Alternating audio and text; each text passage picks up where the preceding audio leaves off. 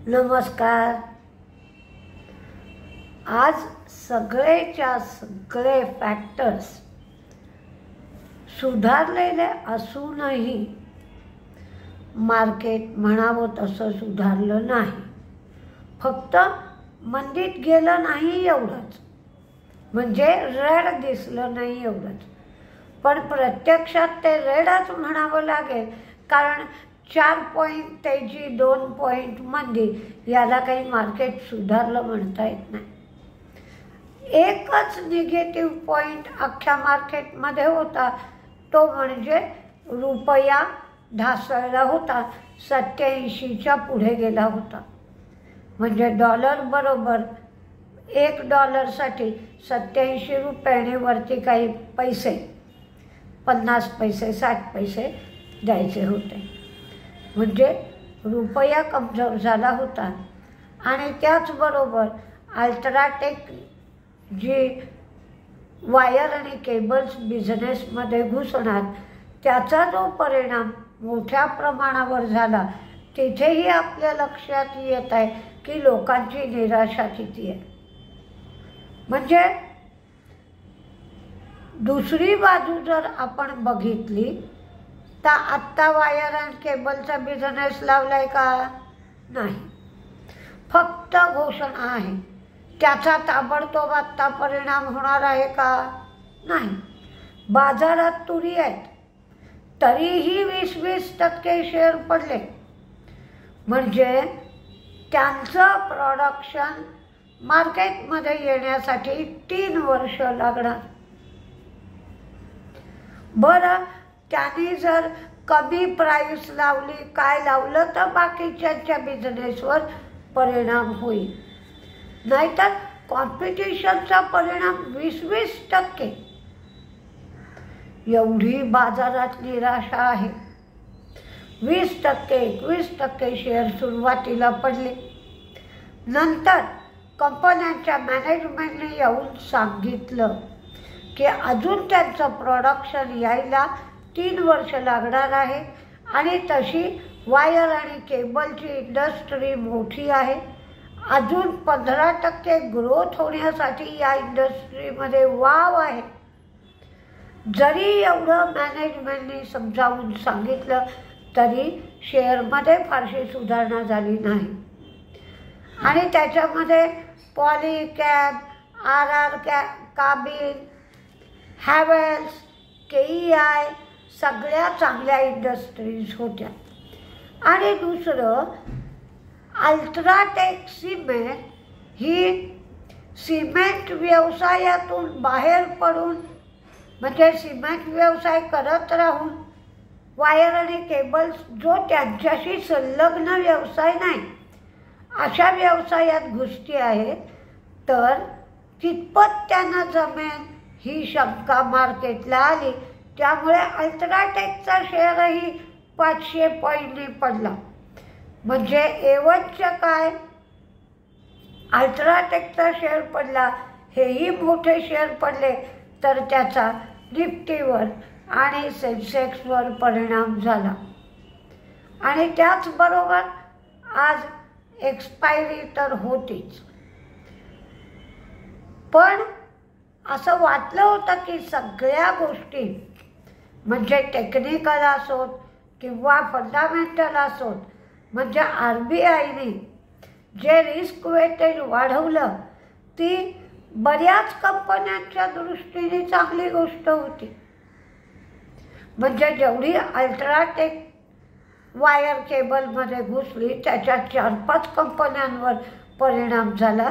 पण RBIने risk weightage पुन्हा पूर्ववत केलं, 125%चं 100%, आणि त्यामुळे बराच पैसा लोन देण्यासाठी अवेलेबल होणार। यामुळे पुष्कळ कंपन्यांना फायदा होत होता, तरीही मार्केट फारसं तेजीत आलं नाही। म्हणजेच अजूनही मार्केटची निराशा फारशी संपलेली नाही। म्हणून 22,500 सुद्धा तुटेल असं आता मात्र वाटू लागलं आहे। तर 22,300च्या जवळपास 22,200 22,300ला मार्केट धडक मारेल अशी एक शंका येऊ लागली आहे. कारण आज CDSL, MCX, Bombay stock exchange हे सगळे शेअर एक्सचेंजशी जे संबंधित होते ते सगळे शेअर आज मंदीत होते. पेटीएमने आर्टिफिशियल इंटेलिजन्ससाठी परप्लेक्सिटीबरोबर करार केला. रामको सिमेंटने फिलिपाईन एअरलाइन्स बरोबर टेक्निकल सपोर्टसाठी करार केला. कॅस्ट्रॉलमध्ये ब्रिटिश पेट्रोलियमचा 51% स्टेक आहे. त्यापैकी काही स्टेक BP विकणार आहे. KEIच्या व्यवस्थापनाने सांगितलं की केबल आणि वायरच्या किमती कमी करून अल्ट्राटेक बाजारात लॉन्च करेल असं वाटत नाही. अल्ट्राटेकला उत्पादन करायला 3 वर्ष लागतील. केबल आणि वायर बिझनेसमध्ये नव्या कंपन्यांना पुष्कळ वाव आहे. मार्जिनमध्ये दबाव येण्याची शक्यता नाही आणि आम्ही सुद्धा कंपनीमध्ये भांडवल गुंतवणूक करीत आहोत. BEML मध्ये HDFC म्युच्युअल फंडाने 2.04% स्टेक वाढवला. सुदर्शन केमिकल, एक्स्ट्रा इन्फ्रासर्व GmbH यांना त्यांनी 320 कोटीची बँक गॅरंटी दिली. नवीन फ्लोरिन, PVR आयनॉक्स, युनायटेड ब्रिवरीज, सन TV, ॲबॉट, अतुल, बाटा, कॅन्फिना होम्स हे सगळे शेअर FNOमधून बाहेर पडतील. KSB पंपचा रिझल्ट लागला. त्यांनी 4 रुपये डिव्हिडंड दिला. त्यांचं प्रॉफिट 55 कोटीवरनं 73 कोटी झालं. त्यांचं रेव्हेन्यू 603 कोटीवरनं 726 कोटी झालं. तर मार्जिन 11.2%वरनं 11.7% झालं. म्हणजेच रिझल्ट चांगला आला. तिन्ही गोष्टी त्यांच्या वाढल्या. आता काही रोल ओव्हर आपण बघू. L&T finance 95%, Tata Elxsi 94%, D-Mart 93%, Godrej CP 92%, Zomato 89%, JSW steel 92%, Mahindra finance 88%, TCS 86%, Reliance 76%, ICICI bank 81%, Kotak bank 72%, BEL 69%, Union bank 93%, Escorts 64%, Lupin 62%, Supreme industry 63%, Manappuram 50% आणि HDFC बँक 80%. चीनने कांगोमध्ये कॉपर मायनिंग वाढवलं आहे. तर कोल इंडिया सगळ्या खाणींवर 300 रुपये चार्ज लावणार आहे. त्यामुळे कोल इंडियाचं उत्पन्न वाढू शकेल. ग्रॅन्युअल्सच्या गागिलापूर युनिटला US FDAकडून वॉर्निंग लेटर मिळालं. गोदरेज प्रॉपर्टीने पुण्यामध्ये हिंजेवाडी इथे 1000 कोटीची गोदरेज एव्हरग्रीन सिक्वल याच्यामध्ये विक्री केली. स्पाइस जेटला 300 कोटी तोटा होता. या तोट्यातून 26 कोटी प्रॉफिटमध्ये आली. तिची कार्यक्षमता चांगली वाढली आणि मागणीसुद्धा वाढली. शेफलरचा रिझल्ट चांगला आला. प्रॉफिट 210 कोटीवरनं 237 कोटी, त्यांचं रेव्हेन्यू 1875 कोटीवरनं 2136 कोटी, त्यांचं मार्जिन मात्र फ्लॅट राहिलं, 28 रुपये प्रति शेअर एवढा शेफलरने लाभांश दिला. NFO म्हणजे जे म्युच्युअल फंड नवीन IPO आणतात त्याला आपण NFO म्हणतो. तर NFOमध्ये ते जे रक्कम गोळा करतात ती रक्कम त्याने 30 दिवसात आता गुंतवली पाहिजे. जर त्याने ती रक्कम 30 दिवसात गुंतवली नाही तर त्यांना ती रक्कम गुंतवता येणार नाही, बंदी आणली जाईल.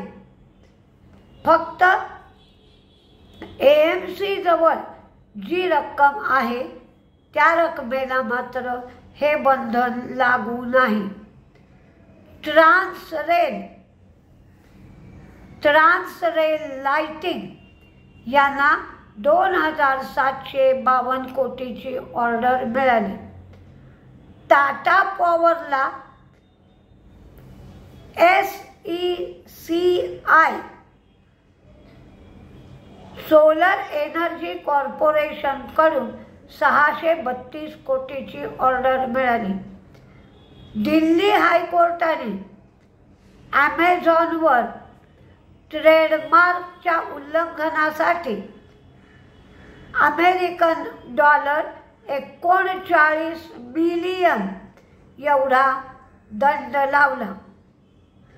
बिवर्ली हिल्स पोलो क्लब ट्रेडमार्क याच्या उल्लंघनासाठी हा दंड ॲमेझॉनवर लावण्यात आला आहे. आज एव्हिएशन सेक्टरमधला मार्केट शेअर इंडिगोचा जास्त आहे. 65% मार्केट शेअर इंडिगोचा आहे. एअर इंडियाचा 25.7 आहे, तर स्पाइस जेटचा 3.4% आहे आणि आकाशाचा मार्केट शेअर सर्वात कमी आहे. तर आज निराशेतून आपण वर आलोय असं काही जाणवलेलं नाही. त्यामुळे अजून काही दिवस जाणार असं वाटतंय. पण माझ्या डोळ्यासमोर एक उपाय आहे. आता मार्च महिना संपला की पुन्हा रिझल्ट चालू होतील एप्रिलपासून. तर एप्रिलचे रिझल्ट होतात तेव्हा डिव्हिडंड पण जाहीर होतात. तर तुम्हाला फक्त एक आहे की एप्रिलचे डिव्हिडंड जुलैमध्ये ॲन्युअल जनरल मीटिंगच्या वेळेला दिल्या जातात. तर ज्या कंपन्या चांगले डिव्हिडंड देत आहेत त्यांच्या डिव्हिडंड हिस्ट्री बघा आणि ते शेअर तुम्हाला कमी भावात घेता येतील. आणि 22,500 पर्यंत मार्केट आलंच आहे, म्हणजे मार्केटचा पडण्याचा 1 टप्पा शिल्लक आहे असं जाणवत आहे. तर तुम्हाला कमी भावात शेअर घेता येतील. ज्या कंपन्यांचे रिझल्ट चांगले लागू शकतात आणि ज्या कंपन्या चांगला डिव्हिडंड देतात अशा कंपन्या शोधून त्या कंपन्यांमध्ये तुम्ही शॉर्ट टर्म ट्रेड घेऊ शकता. 3 महिन्यासाठी, म्हणजे फेब्रुवारी तर संपलाच आता, मार्च, एप्रिल, मे या 3 महिन्यासाठी गुंतवणूक करू शकता. तर तुम्हाला चांगला डिव्हिडंडही मिळू शकतो आणि रिझल्ट चांगला येईल या अपेक्षेने 100-125 रुपये शेअरमध्ये वाढही होऊ शकते. तर तसा एक ट्रेड आपल्याला घेता येऊ शकेल. त्याच्यासाठी थोडं वाचन करा, थोडा अभ्यास करा, तर तुम्हाला चांगल्या पद्धतीने ट्रेड घेता येईल. आणि उन्हाळा आहे तर उन्हाळ्याच्या संदर्भातल्या कंपन्यासुद्धा विचार करून तुम्हाला त्याचे रिझल्ट जूनच्या क्वार्टरचे चांगले लागतील. म्हणजे एप्रिल, मे, जून उन्हाळा संपल्यानंतर जो फर्स्ट क्वार्टर रिझल्ट लागतो 2025 फर्स्ट क्वार्टर, त्यावेळेला त्याचा फायदा होईल. ते शेअर साधारण 4-5 महिन्यासाठी तुम्हाला घ्यावे लागतील. तरी शॉर्ट टर्म मिडियम टर्म म्हणजे 3 महिन्यासाठी 6 महिन्यासाठी असा विचार करून तुम्हाला ट्रेड घेता येईल. बघा जमतंय का. नमस्ते.